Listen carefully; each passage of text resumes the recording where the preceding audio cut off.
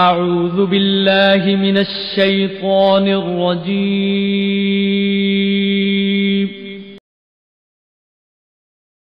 بسم الله الرحمن الرحيم.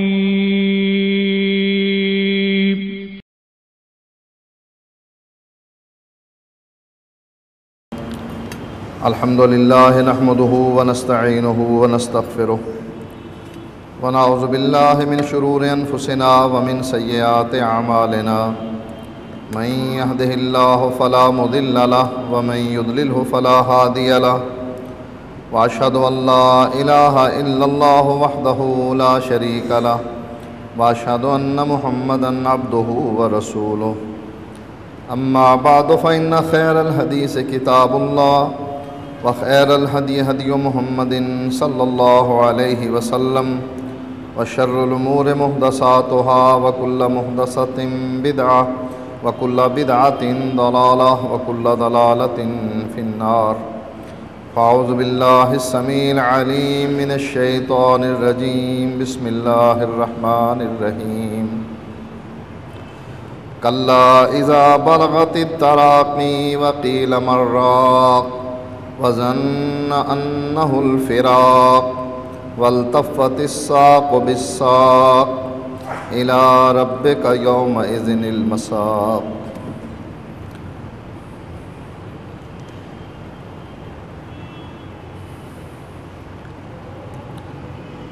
بعض چیزیں ایسی ہوتی ہیں جو انسان کو بے بس کر دیتی ہیں.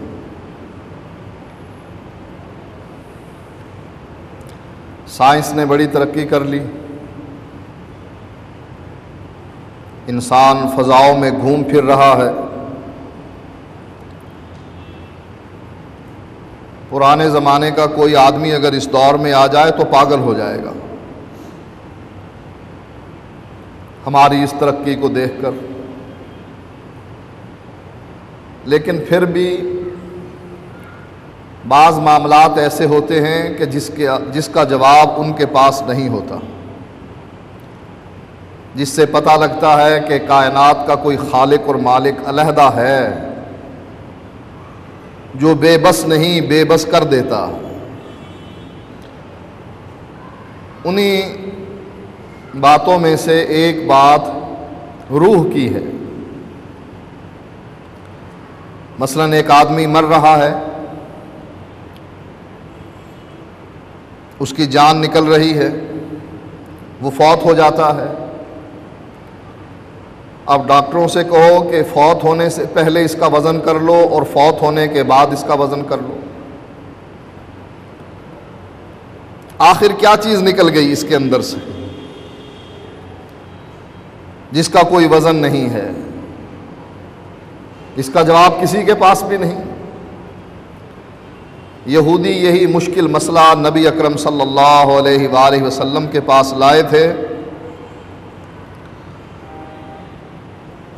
کہنے لگے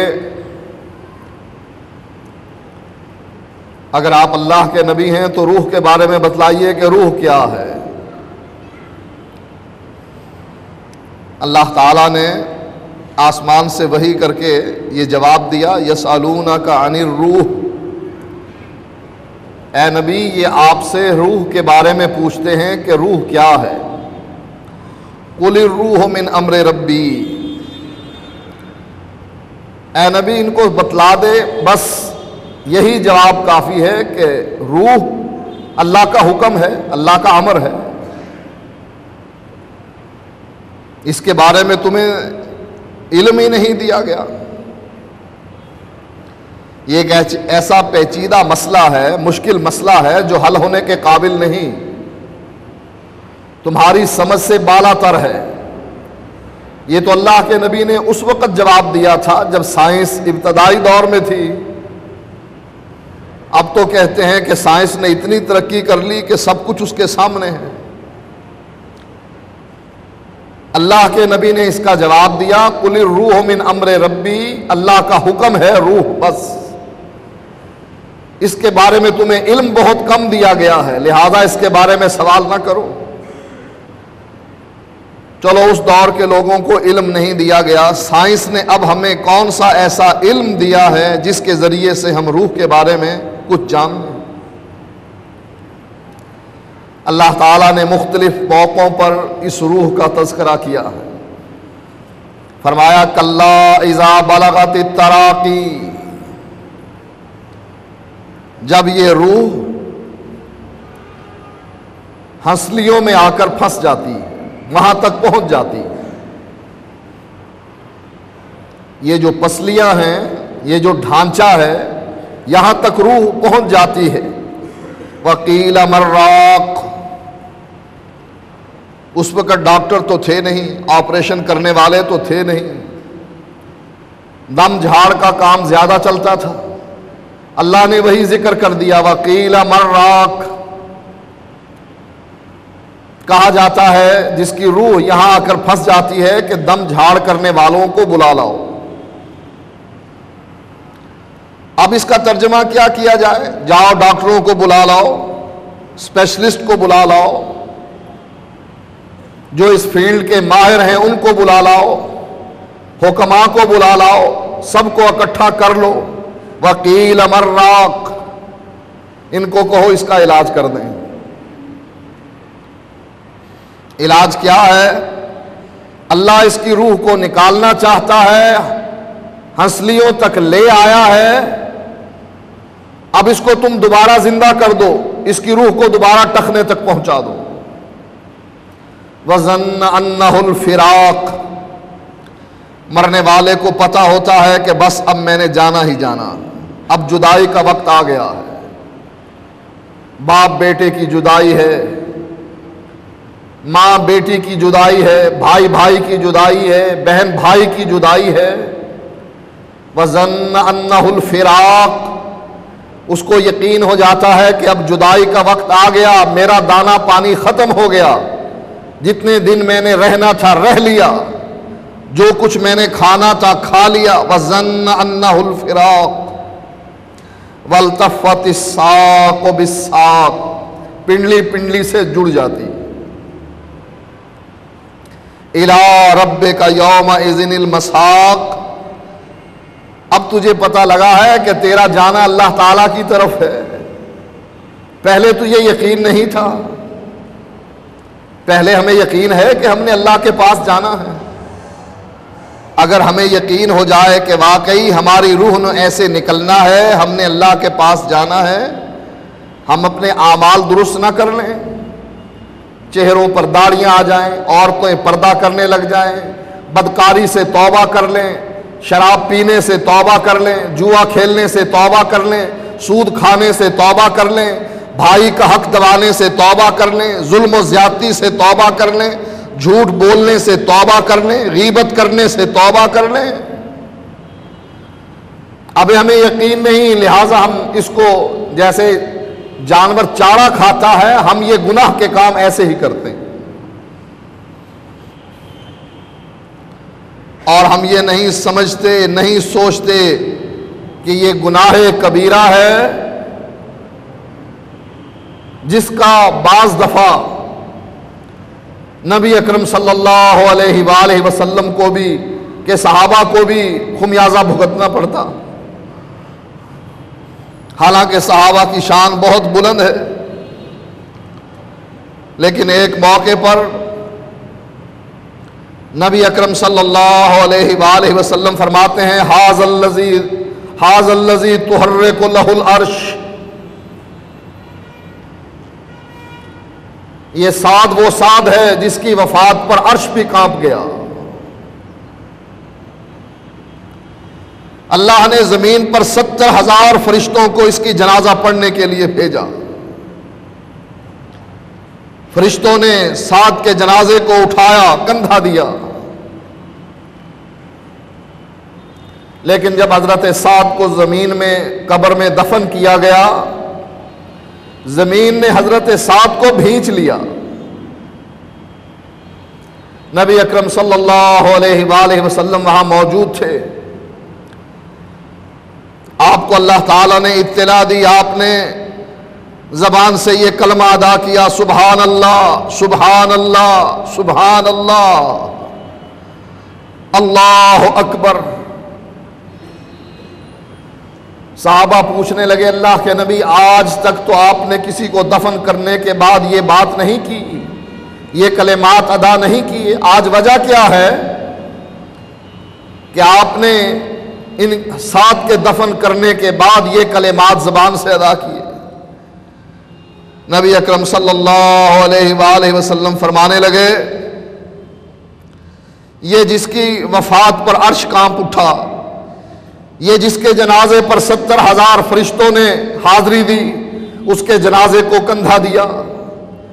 جب میں نے اس اللہ کے بندے کو زمین میں دفن کیا، زمین اس کے لیے تنگ ہو گئی، یہاں تک کہ میں نے اللہ کی تسبیح بیان کی، اللہ تعالیٰ نے میرے اس صحابی کے لیے زمین کو کھول دیا، میں نے اللہ کی پھر کبریائی بیان کر دی۔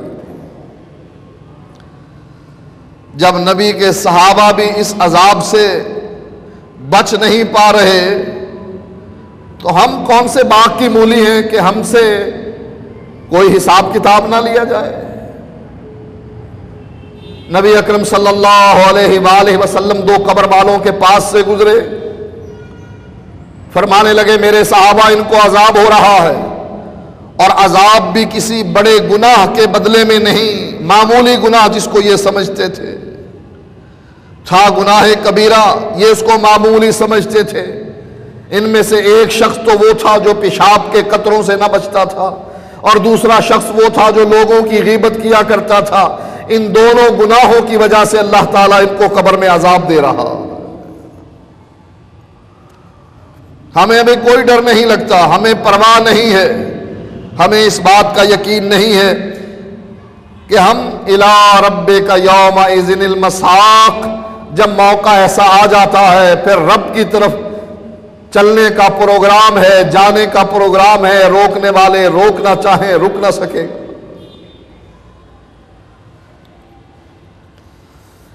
اللہ تعالیٰ قرآن مجید میں ایک جگہ پر یوں فرماتا ہے فلولا اذا بلغت الحلقوم وانتم حینئذ تنظرون، جب یہ جان یہ روح نکل کر حلق تک پہنچ جاتی ہے، وانتم حینئذ تنظرون، اور تم اس حالت میں اس کو دیکھ رہے ہوتے ہو، مردے کے قریب بیٹھے ہوتے ہو اور اس کی اس حالت کو دیکھ رہے ہوتے ہو۔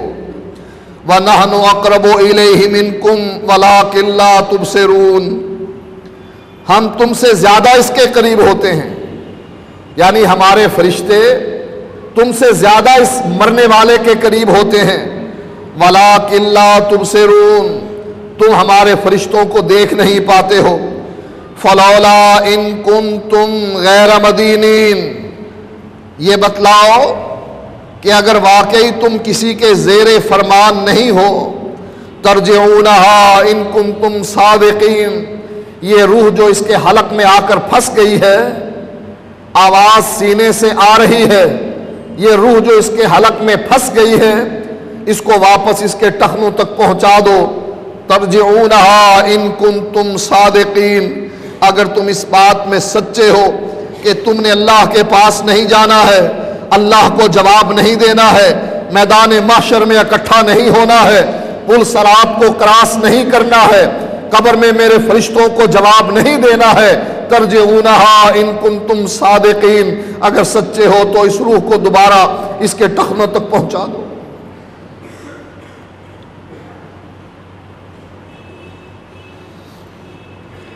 یہ بنی ہوئی بہترین کوٹھیاں، یہ بنے ہوئے بہترین فیکٹریاں، یہ ہمارے عیش و عشرت کے سامان، یہ ہمارے گھر بار اور کاروبار، یہ کس بات پر دلالت کرتے ہیں؟ اللہ سے ہمارا تعلق عارضی سا ہے، مستقل نہیں ہے۔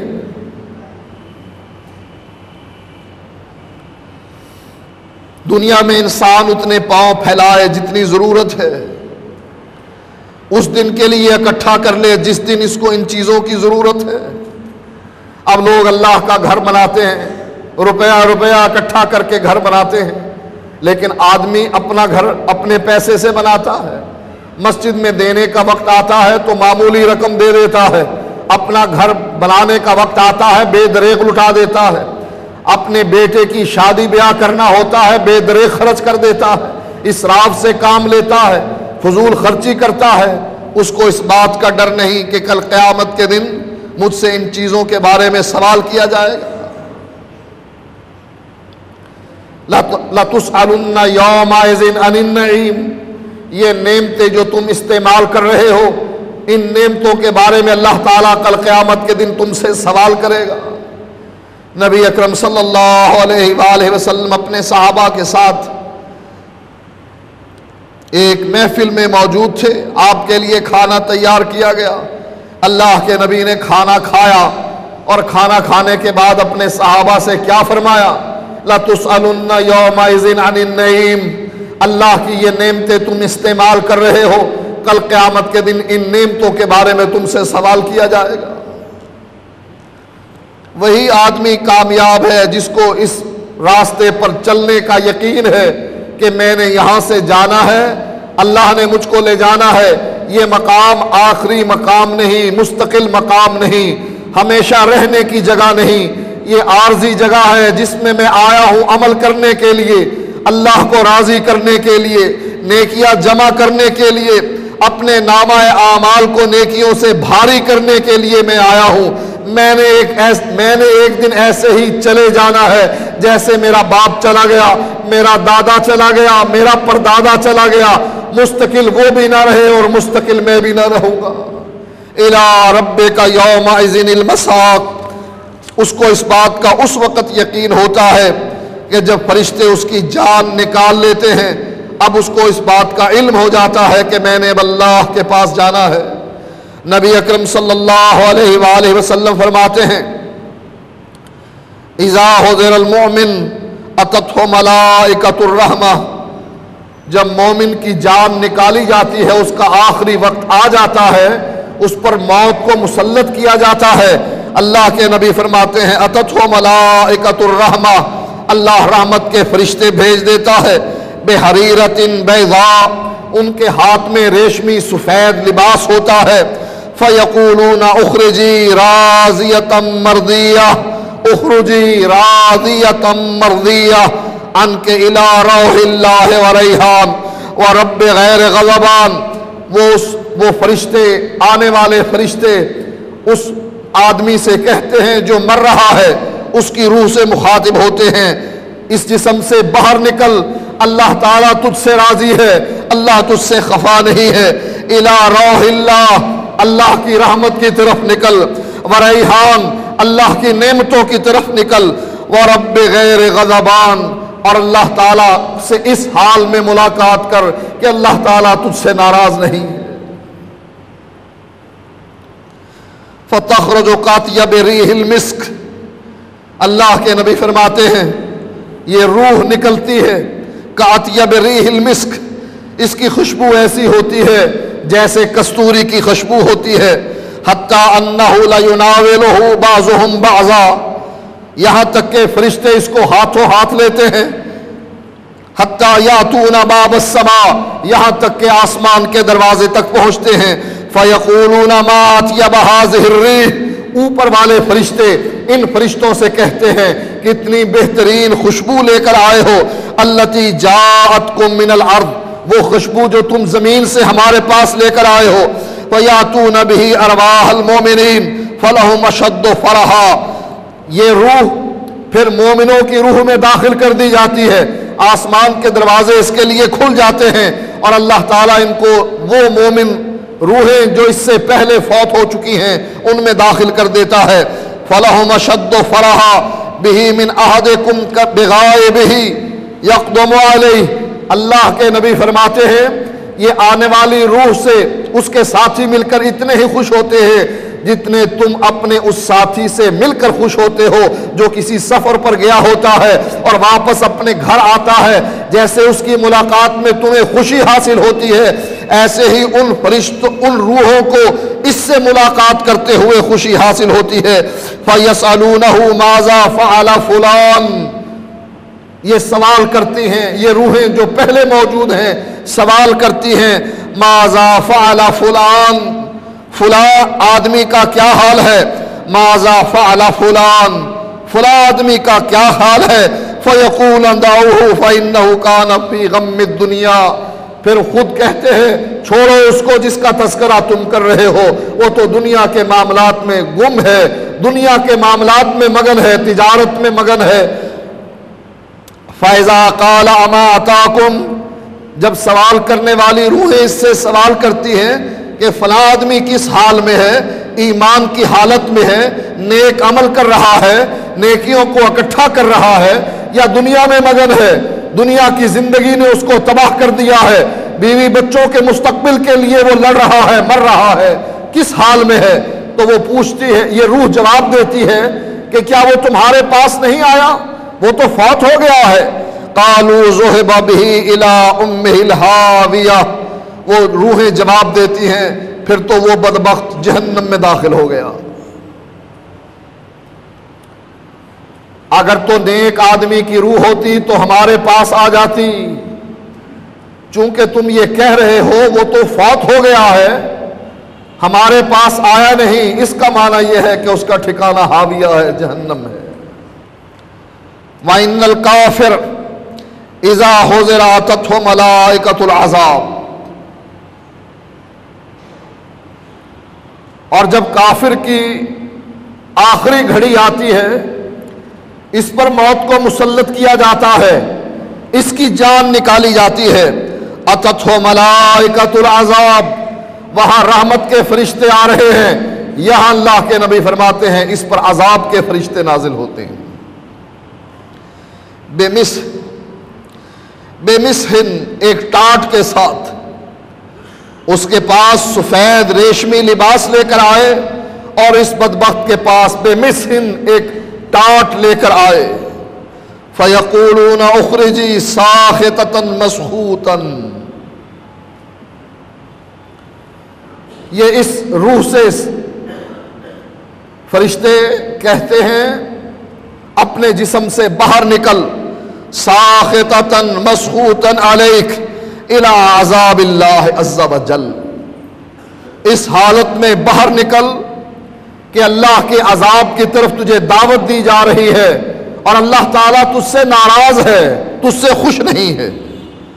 فتخرج کأنتن ریح جیفہ، اللہ کے نبی فرماتے ہیں پھر اس کی روح بھی نکلتی ہے اس کے جسم سے، اس کی بدبو ایسی ہوتی ہے جیسے ایک مردار مرے ہوئے جانور کی بدبو ہوتی ہے۔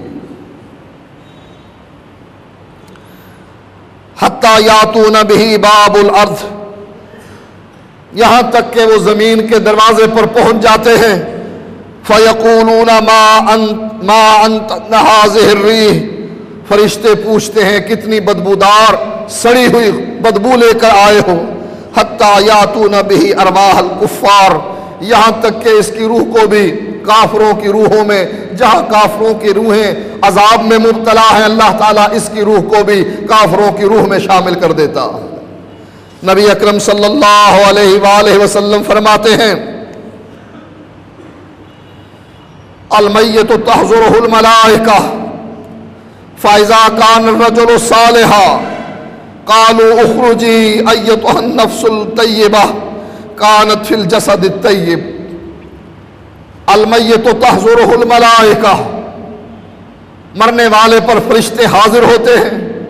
فاذا کان الرجل صالحا، اگر تو وہ آدمی مرنے والا صالح ہے، قالوا اخرجی ایتها النفس الطیبہ کانت فی الجسد الطیب، وہ فرشتے اس کو کہتے ہیں اے پاکیزہ روح جو پاکیزہ جسم میں تھی، باہر نکل، اخرجی حمیدتاً وابشری بروح وریحان، اور باہر نکل، تیری تعریف کی گئی ہے، تو نیک ہے۔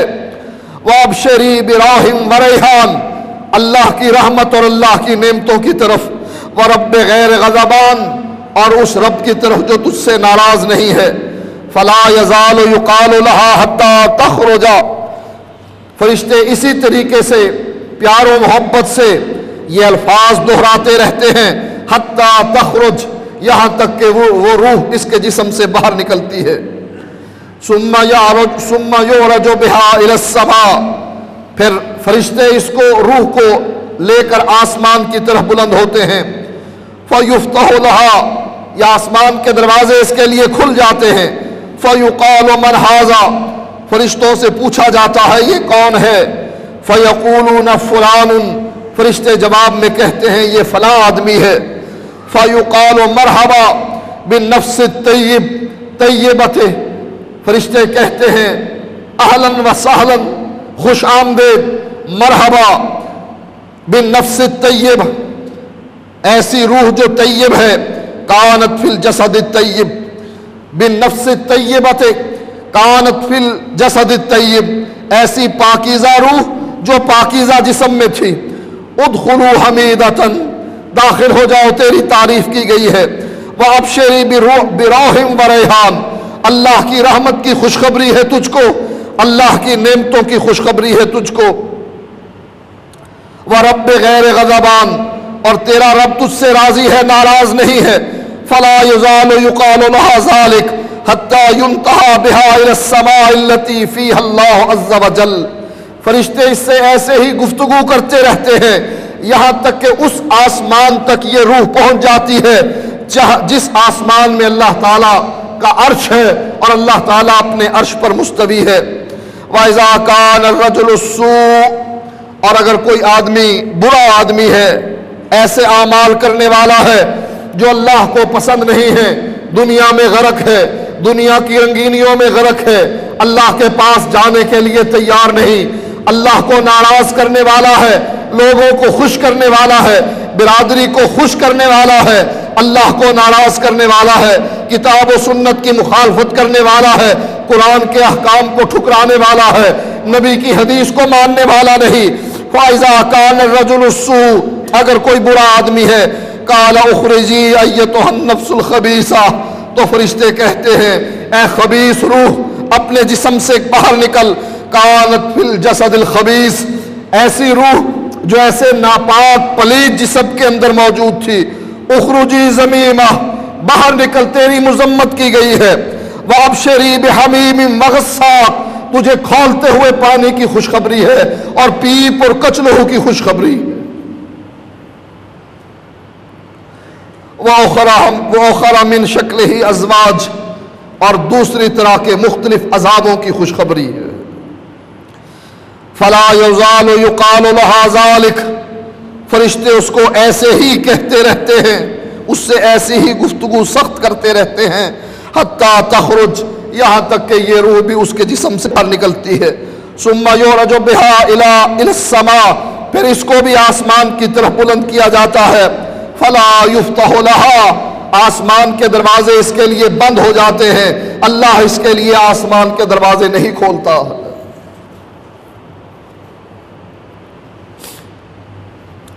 اسی چیز کا تذکرہ اللہ تعالیٰ نے قرآن مجید میں یوں بیان فرمایا ہے.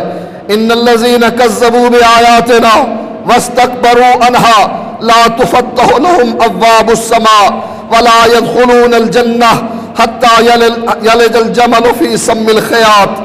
ان الذین کذبوا بآیاتنا، جن لوگوں نے ہماری آیات کی تکذیب کی، واستکبروا عنها، ہماری آیات سے اکڑ گئے، لا تفتح لهم ابواب السماء، ان کے لیے آسمان کے دروازے نہیں کھولے جائیں گے. ولا يدخلون الجنہ، وہ جنت میں داخل نہیں ہو سکیں گے. حتی یلج الجمل فی سم الخیاط، جب تک کہ سوئی کے ناکے میں اونٹ داخل نہیں ہو جاتا، جیسے وہ ناممکن ہے ایسے ہی ان کا جنت میں داخلہ ناممکن ہے.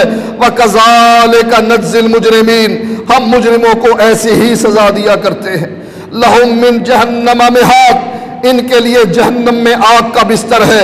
وَمِن فَوْقِهِمْ غَوَاشٍ، اور اسی طرح آگ کا اوڑھنا بھی اوپر سے ہے. وَكَذَلِكَ نَجْزِي الظَّالِمِينَ، اور ہم ظالموں کو اسی طریقے کا بدلہ دیا کرتے ہیں. فرمایا اللہ کے نبی نے فَلَا يُفْتَحُ لَهَا، آسمان کے دروازے اس کے لیے نہیں کھلیں گے. فَيُقَالُ مَنْ هَذَا، پوچھا جائے گا یہ کون ہے. فَيُقَالُ فُلَانٌ، جواب میں فرشتے کہیں گے یہ فلاں آدمی ہے. فَيُقَالُ لَا مَرْحَبًا بِالنَّفْسِ الْخَبِيثَةِ، کہا کہیں گے فرشتے لا مرحبا، تمہیں کوئی خوش آمدید نہیں کہے گا. بالنفس الخبیثہ، اے بدروح، اے خبیث روح، کانت فی الجسد الخبیث، تو گندے جسم میں تھی، پلید جسم میں تھی، ارجعی زمیمہ، واپس دنیا کی طرف لوٹ جا، زمیمہ تیری مذمت کی گئی ہے، فإنہا لا تفتح لک ابواب السماء، تیرے لیے رب آسمان کے دروازے نہیں کھولتا، فیرسل بہا من السماء، آسمان سے اس کو پھینک دیا جاتا ہے، ثم تصیر الی القبر، یہاں تک کہ وہ اپنی قبر میں پہنچ جاتی ہے۔ فرمایا نبی اکرم صلی اللہ علیہ وآلہ وسلم نے، ان العبد یسیر الی القبر، بندہ اپنی قبر میں جا پہنچتا ہے، فیجلس الرجل الصالح، جو نیک آدمی ہے اس کو بٹھا دیا جاتا ہے، فی قبر، اس کی قبر میں، غیر فزع ولا مشخوف، اس کو کوئی خوف نہیں ہے، ولا مشخوف، کوئی گھبراہٹ نہیں ہے، ثم یقال له فیما کنت فیقول کنت فی الاسلام، اس سے پوچھا جاتا ہے، فرشتے سوال کرتے ہیں، فیما کنت، کس حالت میں تھا، فیقول کنت فی الاسلام، وہ جواب میں فرشتوں کو کہتا ہے میں اسلام کی حالت میں تھا، فیقال له ما ھذا الرجل، پوچھا جاتا ہے اس آدمی کے بارے میں کیا خیال ہے جو تم میں مبعوث کیا گیا، فیقول محمد الرسول اللہ، وہ جواب میں کہتا ہے وہ اللہ کا رسول ہے، جانا بالبینات، وہ دلائل لے کر آیا، من عند اللہ، اللہ تعالیٰ کی طرف سے، فصدقناہ، ہم نے اس کی تصدیق کی، فیقال له هل رأیت اللہ، فرشتے پوچھتے ہیں کیا تو نے اللہ تعالیٰ کو دیکھا ہے، فیقول ما ينبغی لأحد ان یری اللہ، وہ فرشتے جو سوال کر رہے ہیں، یہ قبر والا نیک آدمی جواب دیتا ہے کہ اللہ کو میں نے نہیں دیکھا، اور کسی کے لیے یہ لائق نہیں کہ وہ اللہ تعالیٰ کو اپنی زندگی میں دیکھے۔ یہ وہ سوال ہیں جن کی تیاری کا ہر جمعے ہم آپ کو کہتے ہیں، یہ وہ سوال ہیں جو آپ کو جہنم سے نکال کر جنت میں لے جانے کا سبب بنیں گے، یہ وہ سوال ہیں جن کے جواب پر آپ کو خوش آمدید کہا جائے گا، یہ وہ سوال ہے کہ جس کے جواب میں آپ کی روح کو سفید قسم کے ریشم کے لباس میں لپیٹ دیا جائے گا، یہ وہ سوال ہے کہ جس کے جواب پر آپ کی خوشبو، جسم کی روح کی خوشبو ایسی ہوگی جیسی کستوری کی خوشبو ہوگی، آپ کے لیے آسمان کے دروازے کھل جائیں گے، جنت میں اللہ تعالیٰ آپ کو داخل کر دے گا۔ یہ وہ سوال ہے جو بار بار دہرائے جاتے ہیں اللہ کے قرآن میں بھی، محمد الرسول اللہ کے فرمان میں بھی۔ پہلا سوال کیا ہے؟ پوچھا جائے گا فیما کنت، کس حالت میں تھا، کس نظریے کو مانتا تھا، کن مسالک پر تیرا عمل تھا، کس مذہب پر چلنے والا تھا، فیقول کنت فی الاسلام، نیک آدمی جواب دے گا کہ میں اسلام پر تھا۔ نیک آدمی کون ہوگا جو جواب میں کہے گا میں اسلام پر تھا؟ اسلام کس چیز کا نام ہے؟ اللہ اور اس کے رسول کی بات کا نام ہے، قرآن و حدیث کی بات کا نام ہے، توحید و رسالت کی بات کا نام ہے، بس اسلام۔ ان الدین عند اللہ الاسلام، دین اللہ کے نزدیک اسلام ہی ہے۔ ومن یبتغی غیر الاسلام دینا فلن یقبل منہ، جو اس اسلام کے علاوہ کوئی ایسا دین لے کر آیا، فلن یقبل منہ، قیامت کے دن اللہ تعالیٰ اس سے وہ دین قبول ہی نہیں کرے گا۔ سوچو آپ کس دین پر ہو، اسلام پر یا حنفیت پر؟ آپ کی نماز اسلام کے مطابق ہے، محمدی نماز ہے یا حنفی نماز ہے؟ آپ کا روزہ محمدی ہے یا حنفی ہے؟ آپ کا رخ مکے اور مدینے کی طرف ہے یا دیوبند اور کوفے کی طرف ہے؟ فیما کنت، کس حالت میں ہو؟ چشتی ہو، سہروردی ہو، قادری ہو، نقشبندی ہو، کن سلسلوں کو تم نے اپنے سینے سے لگا رکھا ہے؟ کامیاب ہوگا وہ شخص جو فرشتوں کے سوال کے جواب میں کہے گا کنت فی الاسلام، میں اسلام میں تھا، میں نے اسلام کے لبادے کو اوڑھا تھا، میں کتاب و سنت کو ماننے والا تھا، توحید و رسالت پر میرا ایمان تھا، میں محمدی تھا۔ وہ آدمی کامیاب ہوگا اور یہ رجل صالح کہلائے گا۔ جو جواب میں کہے گا کہ جب فرشتے پوچھیں گے اس آدمی کے بارے میں تیرا کیا خیال ہے جو تم میں مبعوث ہوا ہے، وہ جواب میں کہے گا محمد الرسول اللہ، وہ تو اللہ کے رسول ہیں، جاءنا بالبینات، وہ دلائل لے کر آئے رب کی من عند اللہ، اپنے رب کی طرف سے دلائل لے کر آئے، فصدقنا، ہم نے ان دلائل کی، ان کی تصدیق کی، اللہ کے نبی کی بھی تصدیق کی، قرآن کی بھی تصدیق کی، حدیث کی بھی تصدیق کی، فصدقنا، ہم تصدیق کرنے والوں میں شامل تھے۔ کون ہے جو محمد الرسول اللہ صلی اللہ علیہ وآلہ وسلم کی تصدیق کرتا ہے؟ وہی تصدیق کرتا ہے جو ان کا ہے، جو غیروں کا ہے وہ نبی کی تصدیق کرنے والا نہیں، جو ان کا ہے محمدی ہے، وہ نبی کی تصدیق کرنے والا ہے۔ اور جس نے ان کے ساتھ عارضی سا تعلق قائم کرنے کے بعد پھر اپنے آپ کو امام ابو حنیفہ سے جوڑ دیا، امام شافعی سے جوڑ دیا، احمد ابن حنبل سے جوڑ دیا، امام مالک سے جا جوڑا، معین الدین چشتی سے جا جوڑا، عبد القادر جیلانی سے جا جوڑا، وہ محمد الرسول اللہ کی تصدیق کرنے والا نہیں ہے، تکذیب کرنے والا ہے۔ کیوں؟ اس لیے کہ اللہ تعالیٰ نے ان سلسلوں کو اپنے نبی پر نازل نہیں کیا، اللہ تعالیٰ نے ان سلسلوں کے بارے میں نہیں فرمایا کہ یہ بھی دین ہے، اللہ نے تو فرما دیا دین میرے نزدیک اسلام ہے، جس کی تکمیل امام ابو حنیفہ نے نہیں کی، امام شافعی نے نہیں کی، علماء دیوبند نے نہیں کی، علماء بریلی نے نہیں کی، بلکہ اس کی تکمیل الیوم اکملت لکم دینکم واتممت علیکم نعمتی ورضیت لکم الاسلام دینا، اس دین کی تکمیل خود اللہ تعالیٰ نے آسمان سے کی۔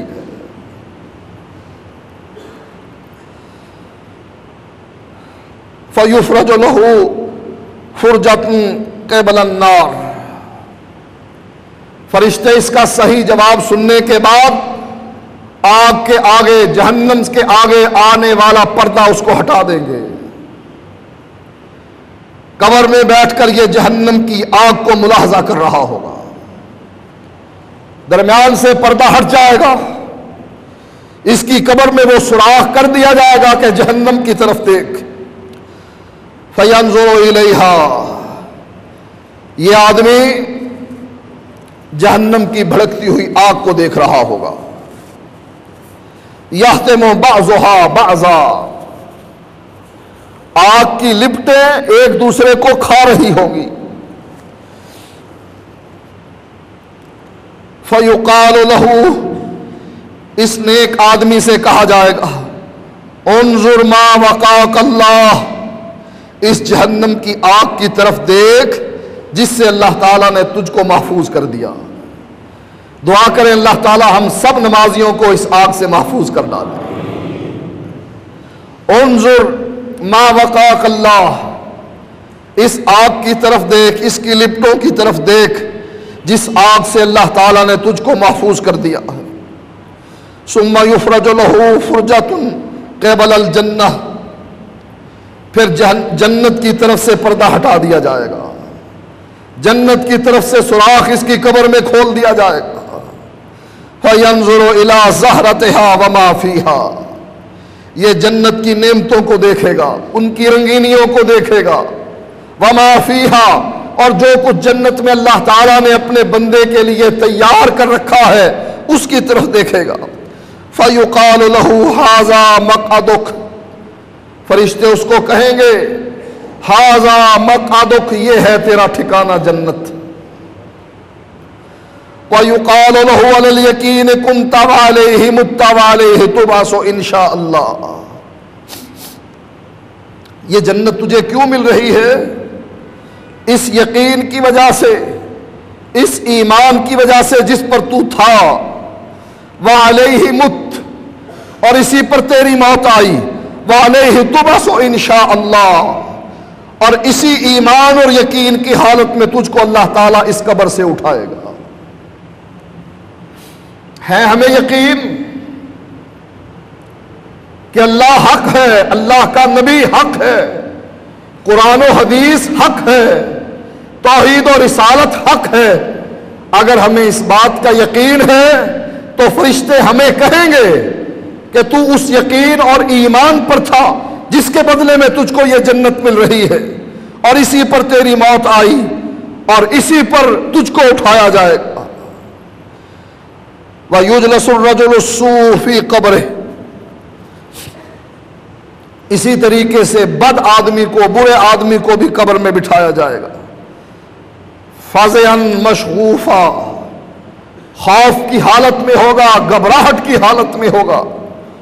فَيُقَالُ لَهُ فِي مَا كُنْتَ، اس سے بھی فرشتے سوال کریں گے کس حالت میں تھا؟ فَيَقُولُ لَا أَدْرِي، وہ جواب میں کہے گا مجھے کچھ پتہ نہیں، میرے پیر کو پتہ، میں تو اس کے نذرانے دیا کرتا تھا، میں تو اس کی جیب بھرا کرتا تھا، میں تو اس کے عرس پر جا کر سب کچھ لٹایا کرتا تھا۔ لا ادری، مجھے کیا پتا، میرے مولوی کو پتا تھا۔ لا ادری، مجھے کوئی پتا نہیں، میرے پیروں اور بزرگوں کو پتا تھا۔ فَيُقَالُ لَهُ مَا هَذَا الرَّجُلُ، کہا جائے گا اس آدمی کے بارے میں تیرا کیا خیال ہے جو تم میں مبعوث ہوا ہے؟ فَيَقُولُ سَمِعْتُ النَّاسَ يَقُولُونَ قَوْلًا، جواب میں کہے گا میں نے لوگوں سے کچھ باتیں کہتے ہوئے سنا ہے، وہ کچھ کہہ رہے تھے، فَقُلْتُهُ، میں بھی وہی کچھ کہہ دیا کرتا تھا۔ وہ کہتے تھے اللہ کے نبی تو نور من نور اللہ ہے، میں کہتا تھا نور من نور اللہ ہے۔ وہ کہتے تھے اللہ کے نبی تو عالم الغیب ہے، میں کہہ دیا کرتا تھا عالم الغیب ہے۔ وہ کہتے تھے حاضر ناظر ہیں، ہر جگہ موجود ہیں، میں بھی کہتا تھا حاضر ناظر ہیں، ہر جگہ موجود ہیں۔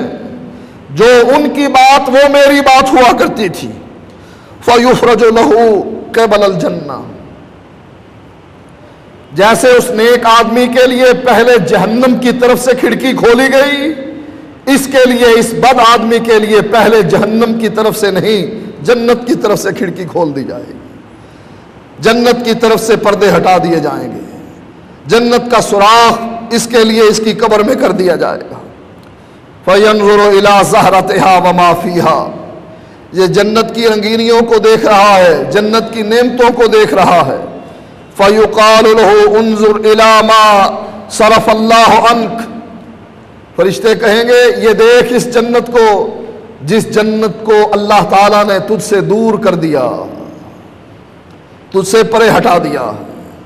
ثُمَّ يُفْرَجُ لَهُ فُرْجَةً قِبَلَ النَّارِ، پھر اس کے لیے جہنم کی طرف سے پردے ہٹا دیے جائیں گے، جہنم کی طرف سے کھڑکی کھول دی جائے گی، جہنم کی طرف سے اس کی قبر میں سوراخ کر دیا جائے گا۔ فَيَنْظُرُ إِلَيْهَا يَحْتِمُ بَعْضُهَا بَعْضًا، یہ جہنم کی لپٹوں کو دیکھے گا کہ ایک دوسرے کو جیسے کھا رہی ہیں۔ فَيُقَالُ لَهُ هَذَا مَقْعَدُكَ عَلَى الشَّكِّ، اس کو کہا تھا یہی تیرا جنت ٹھکانہ ہے، اس کو کہا جائے گا یہی تیرا جہنم ٹھکانہ ہے۔ عَلَى الشَّكِّ كُنْتَ وَعَلَيْهِ مُتَّ وَعَلَيْهِ تُبْعَثُ إِنْ شَاءَ اللَّهُ، جس شک کی بنیاد پر تو دنیا میں رہا کرتا تھا، اسی شک کی بنیاد پر تیری موت آئی اور اسی شک پر تجھ کو قیامت کے دن اٹھایا جائے گا۔ یقین کیا ہے؟ یقین علم کا نام ہے۔ یقین کب آتا ہے؟ جب انسان کو معرفت حاصل ہو جاتی ہے، اللہ تعالیٰ کی معرفت، قرآن کی معرفت، نبی کی معرفت، حدیث کی معرفت، دل اس کا اسلام کے لیے کھل جاتا ہے، روشن ہو جاتا ہے، منور ہو جاتا ہے۔ یہ یقین اور ایمان اس کے دل میں پیدا ہو جاتا ہے۔ اور شک کیا ہے؟ کوئی آدمی سوال کر لے، برادری کا کر لے، باہر کا کر لے، دوست کر لے، دشمن کر لے، اس کو کوئی پتہ نہیں بیچارے کو، وہ مولویوں کے ہاتھوں میں کھیل رہا ہے۔ کون ہے تو؟ میں حنفی ہوں۔ کہاں سے آئے ہو؟ کہتے ہیں کوفے سے آیا ہوں۔ کون ہو تم؟ دیوبندی ہوں، دیوبند سے آیا ہوں۔ بریلی سے آیا ہوں۔ اب اس کو یہ پتہ نہیں، اب اس سے کوئی سوال کرے اللہ نے یہ مذہب اتارے ہیں 4، اللہ نے 4 کتابیں اتاری، قرآن ہے، انجیل ہے، تورات ہے، زبور ہے، پھر صحیفے اتارے، صحف ابراہیم ہے، اللہ نے 4 انبیاء پر 4 بڑی کتابیں اتاری، یہ 4 مذاہب بھی اتارے، پتہ نہیں۔ جواب میں کیا کہے گا؟ پتہ نہیں۔ جو یقین والا آدمی ہے وہ کیا کہے گا؟ ہاں مجھے یقین ہے اللہ نے قرآن اتارا، اس کی ذمہ داری لی، اللہ نے حدیث اتاری، اس کی ذمہ داری لی، ہمارا امام اتارا، اس کی ذمہ داری لی۔ وما ينطق عن الهوى ان هو الا وحی یوحى، میرا نبی جب بھی بولتا ہے وحی الہی کے ذریعے بولتا ہے، نفس خواہش کے ساتھ وہ کلام نہیں کرتا۔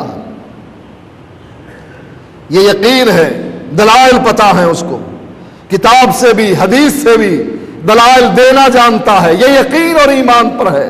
اور جو شک پر ہے اس سے پوچھا جائے یہ 4 مذہب اللہ نے اتارے، کہے گا پتہ نہیں۔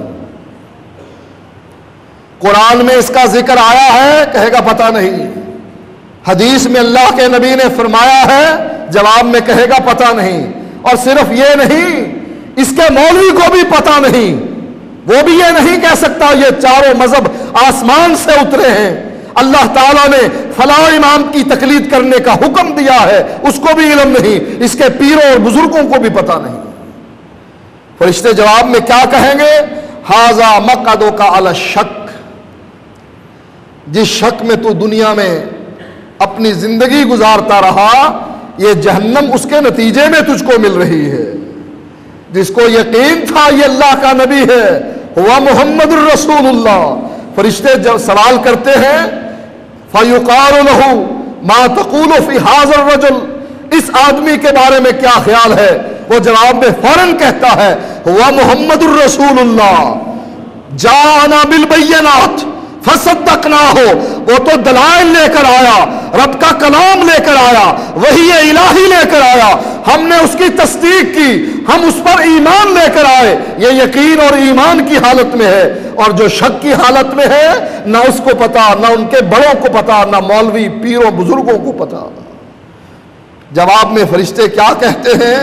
یہ جہنم نتیجہ ہے اس شک کا جس شک پر تو دنیا میں رہا، وعلیہ مت، اور تیری موت بھی اس شک پر آئی۔ مرتے دم تک اس کو یہ پتا نہیں کہ حنفی نماز پڑھنا صحیح ہے یا غلط، حنفی روزہ رکھنا صحیح ہے یا غلط، طلاق کا طریقہ حنفی صحیح ہے یا غلط، مرتے دم تک شک میں مبتلا رہتا ہے، اس کو یقین حاصل نہیں ہوتا۔ فرمایا وعلیہ تبعث انشاءاللہ، تجھے جب اٹھایا جائے گا اسی شک کی بنیاد پر۔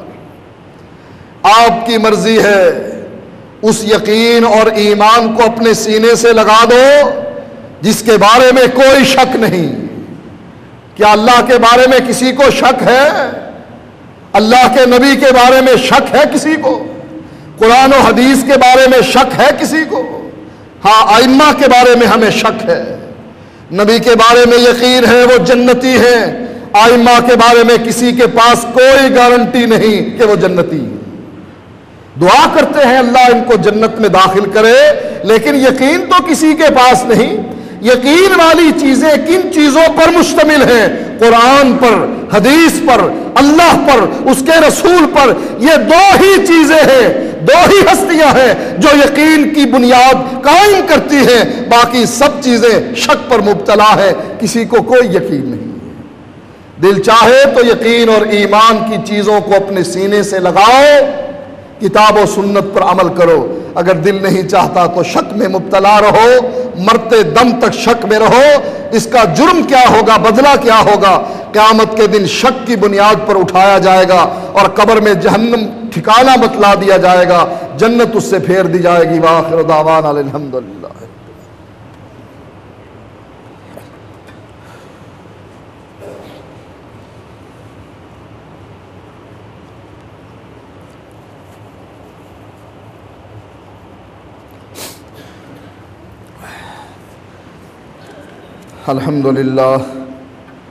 الحمدللہ نحمده ونستعینه ونستغفره ونعوذ باللہ من شرور انفسنا ومن سیئات اعمالنا، من يهده الله فلا مضل له ومن يضلله فلا هادي له، واشهد ان لا الہ الا اللہ وحدہ لا شریک له، وأشهد أن محمدا عبده ورسوله أما بعد فإن خير الحديث كتاب الله وخير الهدي هدي محمد صلى الله عليه وسلم وشر الأمور محدثاتها وكل محدثة بدعة وكل بدعة ضلالة وكل ضلالة في النار۔ دعا کے لیے کہا گیا ہے، بچے کے امتحان ہو رہے ہیں، اللہ تعالیٰ اس کو کامیاب کرے۔ اور ایک اعلان یہ ہے کہ سوئی گیس کا میٹر تبدیل کیا گیا تھا، اس کا بل انہوں نے نہیں بھیجا، اب 1.5-2 سال کے بعد اکٹھا بل بھیج دیا ہے، 1,60,70,000 کے قریب ہے۔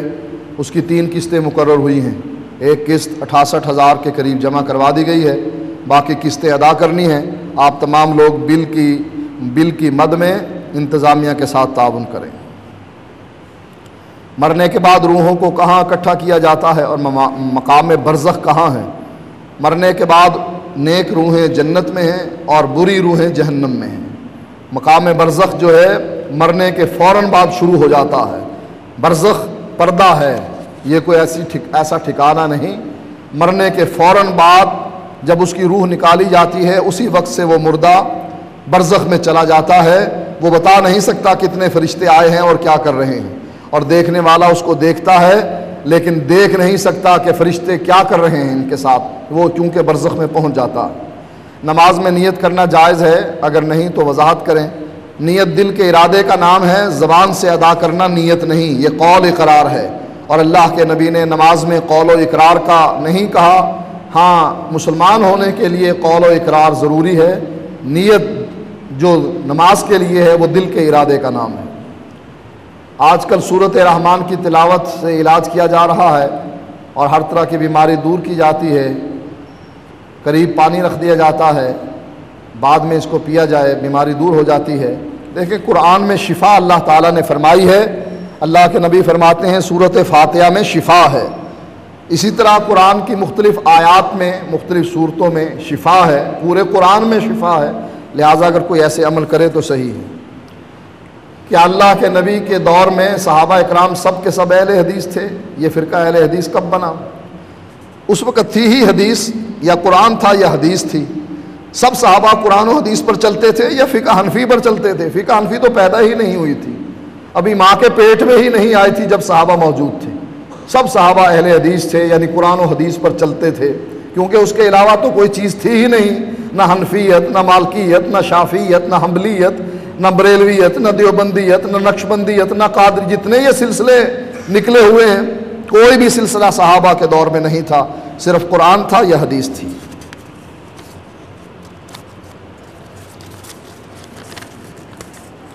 سوال مختصر لکھا کریں، لمبے سوال لکھ دیتے ہیں۔ ہیلری کلنٹن کہتی ہے ہم وہابیوں کے اسلام کو ختم کر دیں گے جیسا اسامہ بن لادن کو ختم کیا۔ ہاں ٹھیک کہتی ہے، ان کو ڈر ہے تو وہابیوں سے ہے۔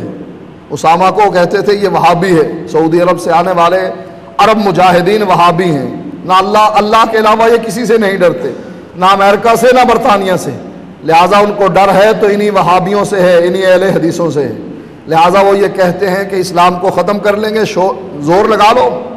کس چیز کو یہ بڑھاتے ہیں؟ کہتے ہیں صوفیت کو بڑھاؤ جس میں ہر چیز خدا بنتی ہے۔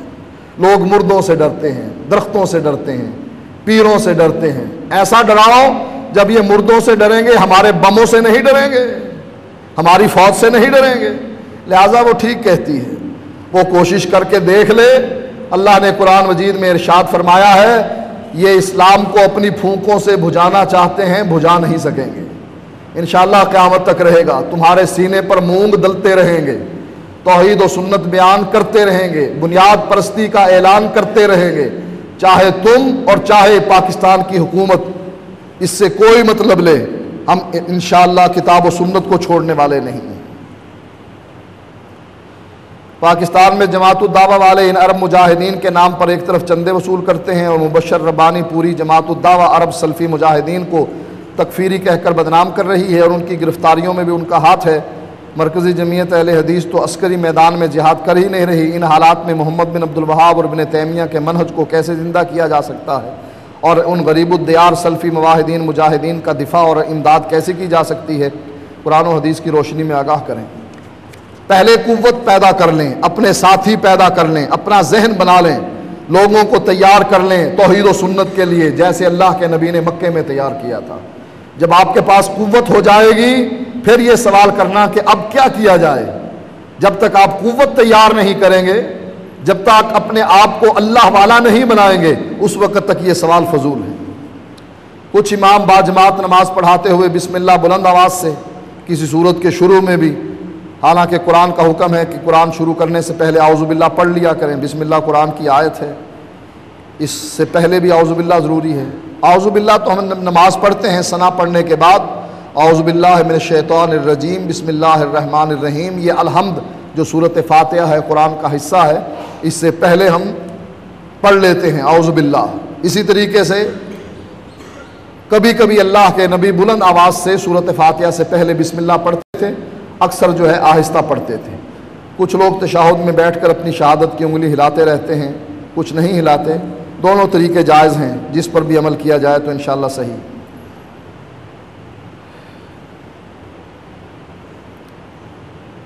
شیخ صاحب میں پردیسی ہوں، وہاں اہل حدیث مساجد نہیں، حدیث میں ہے کہ جو جمعے کی نماز نہ پڑھے اللہ اس پر ایک کالا دھبا لگا دیتا ہے، ہم کیا کریں؟ کسی بریلوی دیوبندی کی مسجد میں نماز جمعہ ادا کریں؟ اگر آپ وہاں چلے جائیں ایران میں اور جمعے کا ٹائم ہو جائے پھر کیا کریں گے؟ کسی امام بگاڑے میں چلے جائیں گے یا اپنے ہوٹل میں ہی بیٹھ کر کہیں گے کہ ظہر کی نماز پڑھ لی جائے؟ نماز پڑھنے کے لیے ضروری ہے کہ جس آدمی کے پیچھے نماز پڑھ رہے ہیں آپ اس کا عقیدہ درست ہو۔ حزب التحریر خلافت کے لیے عام کام کر رہی ہے کہ ملک میں اسلام کا نفاذ ہو، آپ لوگ ان کا ساتھ کیوں نہیں دیتے؟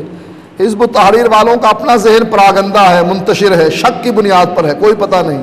انہوں نے سب کو اکٹھا کیا ہے، جیسے جماعت اسلامی نے سب کو اکٹھا کیا، اور تم بھی آ جاؤ، عیسائیوں تم بھی آ جاؤ، دین کا کام کریں گے، فلاں تم بھی آ جاؤ، قبر پرستوں تم بھی آ جاؤ۔ یہی حال حزب التحریر کا ہے۔ ہم تو خالص لوگوں کا ساتھ دیتے ہیں، جو خالص آدمی ہوگا اس کا ساتھ ہم دیں گے، اور اگر کسی کے پاس خالص دین نہیں ہے تو ہم اس کا ساتھ نہیں دے سکتے۔ ان اللہ یأمر بالعدل والإحسان وإیتاء ذی القربى وینہی عن الفحشاء والمنکر والبغی یعظکم لعلکم تذکرون۔ سبحان ربک رب العزۃ عما یصفون وسلام علی المرسلین والحمد للہ رب العالمین۔